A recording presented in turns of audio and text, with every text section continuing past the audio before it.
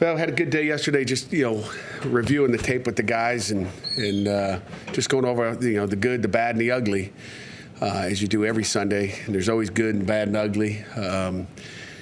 You have to go back and watching the videotape. A lot of self-inflicted wounds. I told our guys that the good thing is you saw adversity out there. After one series in the third quarter, it's 28-21, and there's adversity, which is always good to fight through that. But it was self-inflicted adversity. I talked about a couple of them last night.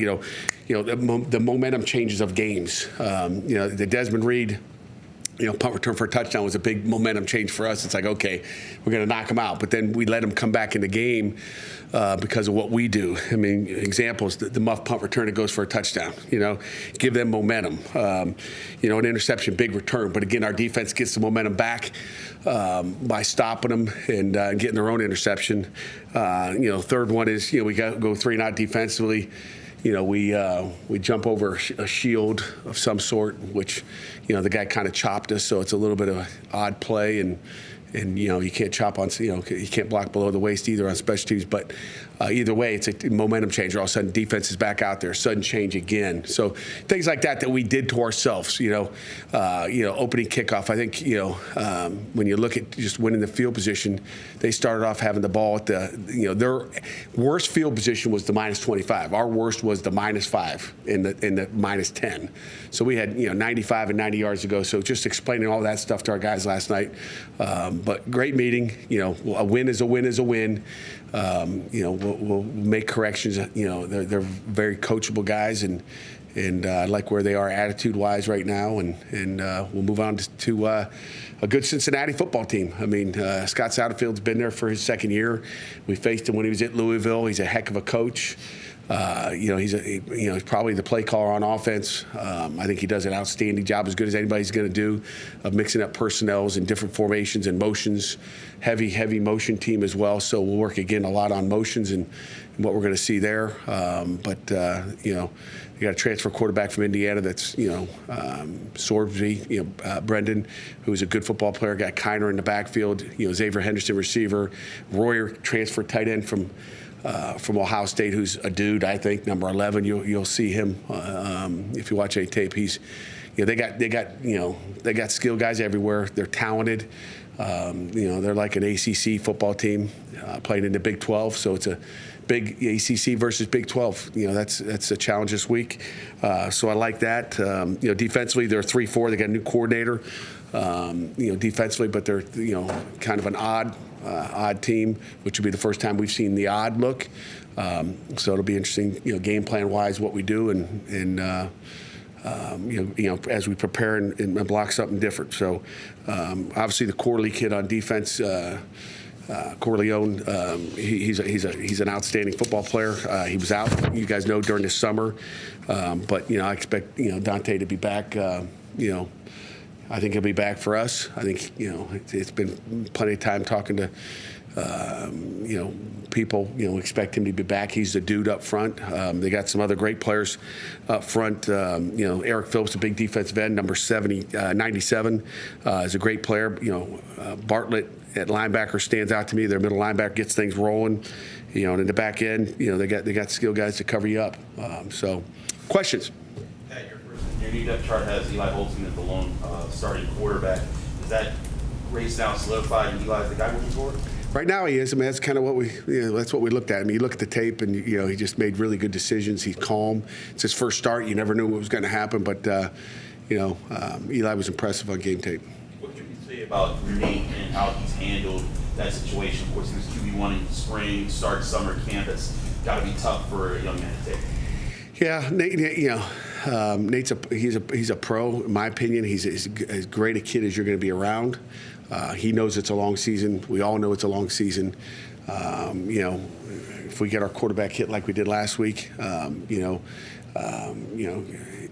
will be the guy in there, and we got a heck of a lot of confidence in him. Nate has handled it well. I'm sure it's not easy.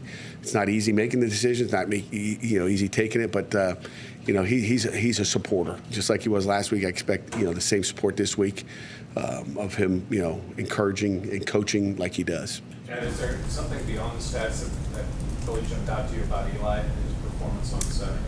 Yeah, I think just composure, I would say. I mean, Jeff, you just look at how he just kind of was out there smooth. Like it's, he's just kind of, you don't ever know how a guy's going to react. I don't care if it's a quarterback or a D lineman.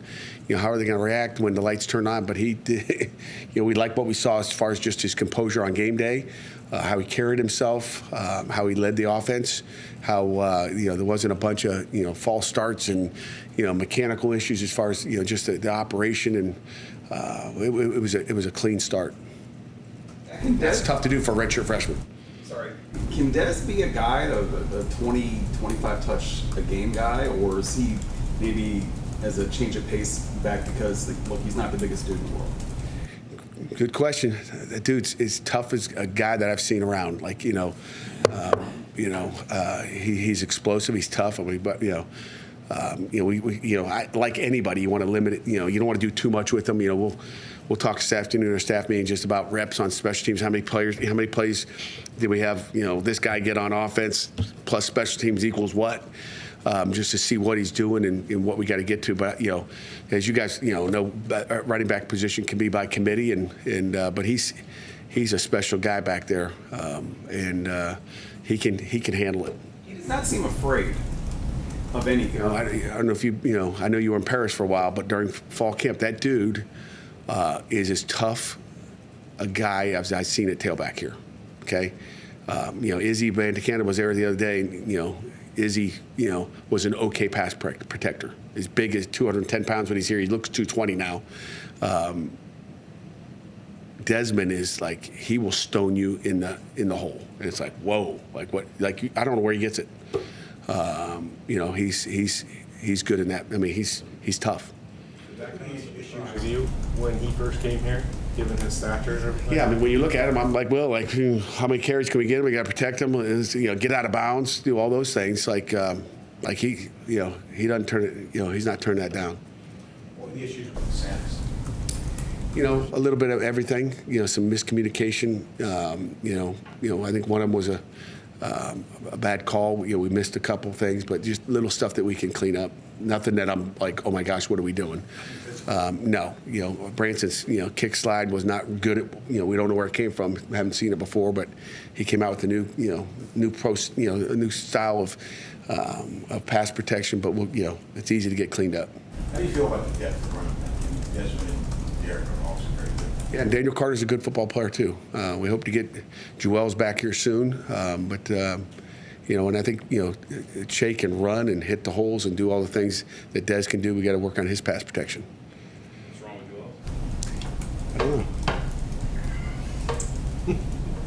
How did you guys handle the offense? Handle the pace in terms of King wants to get the ball set at a certain time, snapped at a certain time. How did you think you guys handle that when you look at the film? Yeah. Again, it comes down to operation, and again, it starts with the quarterback and getting the call out there. But they got lined up pretty quick. I mean, you're seeing them hustle around to get lined up. I didn't get the average snap. Matter of fact, I'll work on that today. I'm glad you asked. Just to get the average snaps in the game. Coach Sal, you got Mark on that, please. But I get it for every practice. I'm not sure why I didn't get it for the game.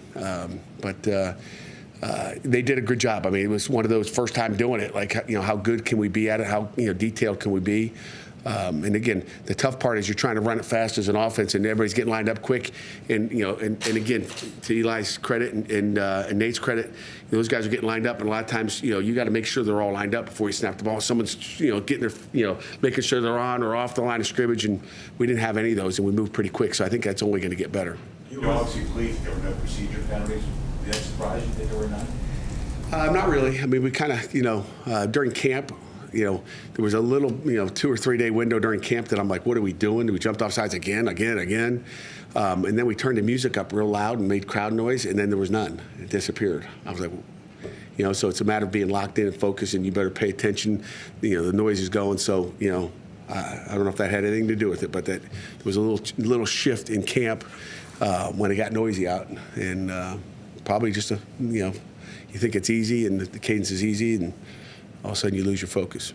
Do you, can it almost be because of the tempo? Do you feel like it might almost force guys to focus more because they're moving at the higher rate, because there's a greater sense of urgency snapping as quick as they do? Yeah, I mean, I think that has something to do with it, but you still got to lock in. There's a lot going on with the cadence. It's not just like set hut. We go on the first hut all the time.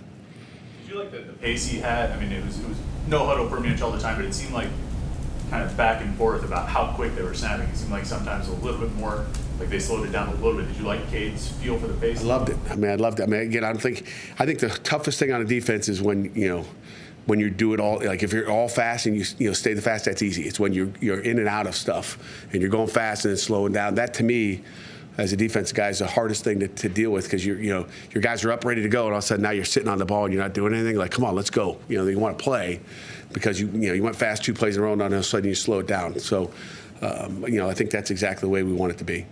After seeing this fast pace, with your own eyes in the game, are you more convinced than ever that this is the way of college football now, that you have to be able to do that now? I think you can do it any way you want. It's having the personnel and I like what we're doing, but I think it comes down to just having the right people and doing what you do. So I feel good with where we are for sure.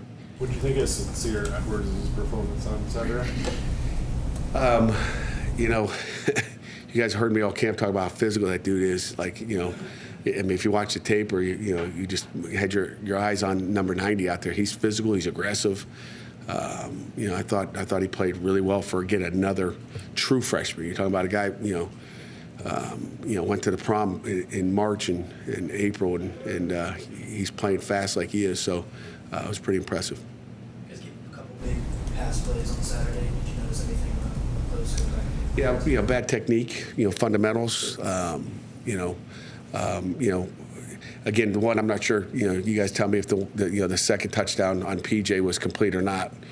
I haven't paid much attention to it since the game, but can't really tell on the TV copy, the all 22, but from the end zone or the wide. But that was a tough one. I think it was good coverage. The other one was a little bit of I don't want to say busted coverage, but you saw PJ kind of undercut it. He got a couple picks in camp doing it, and he felt like I could do that. Well, only gets you till he gets you.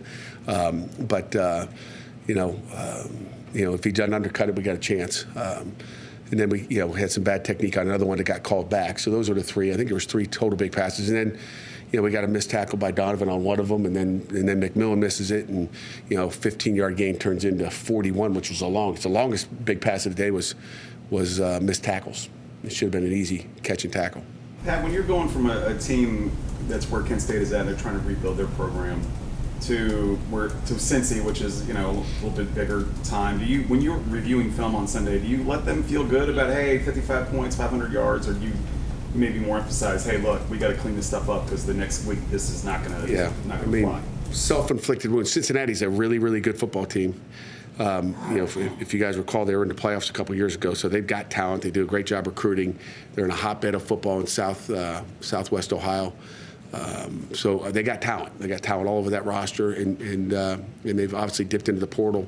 A lot of their defensive guys are from the portal as well. So they're talented, and going from there to Cincinnati is a difference. But going back to the end of that question is like we're going to be on our guys' tails this week as far as just the details. And if you go do what you did on Saturday and you go down to Cincinnati for a noon start there, you might not be so happy walking in the door after that game. What did you evaluate the receiver core after the first game? Receiver core did a good job. I mean, I think we had a couple drops, but Kenny Johnson had 2 spectacular catches. Poppy Williams, as I've told you during camp, did a nice job. Looking at the top 3 there, and then Kanate Mumfield was really good as well, and Gavin, he got his 5 or 6 catches.